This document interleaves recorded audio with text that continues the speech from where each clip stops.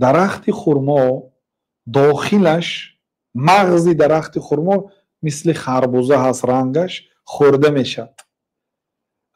اصلا پیامبر صلی الله علیه و سلم خرما رو به مسلمان مانند کردن درخت خرما رو، برای اینکه از همه اجزای درخت خرما فایده گرفته میشد. مثلا درختش همچون ستون، خودی مسجد پیامبر صلی الله علیه و سلم ستونهاش از درخت خرما بود، استفاده میشد. داخل درختش خورده میشد. شاخهای درختش استفاده میشد همچون به بالای شیفتی خانه ها و حتی از وی ریسمان هم میگرفتند و بسیار چیزا استفاده میکردند.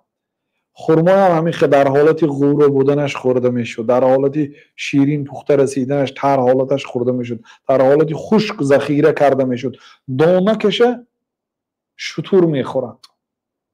حتی هم دانکش الله تعالی ما یملکون من قطمیر، اون خداهایی که بتایی که شما پرستش میکنید عقل قطمیر، مالکیت قطمیر ندارن. گفت قطمیر همون در دانک خرما پوستلوقی تنوک است، پوست است، پوستی سفید تنوک است.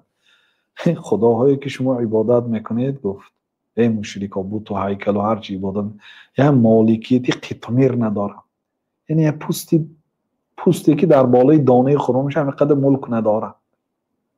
گفته همون خرمای بالاش هم مثال آورد.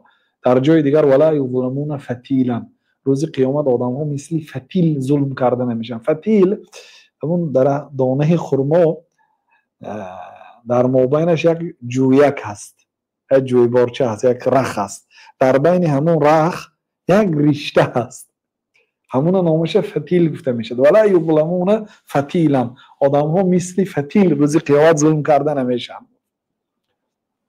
دانه کشم چی میخورد؟ شتور میخورد. از خرما، از این درخت خرما یگون چیزش پرتافته نمیشده است، یعنی پرتاباری چیز ندارد، همش برای فایده هست. مسلمان هم اصلا نمیخیل است، در همه حالت از وی خیر است. بنابراین مسلمان به این آدم، به این درخت مانند کردن پیامبر صلی الله علیه و سلم.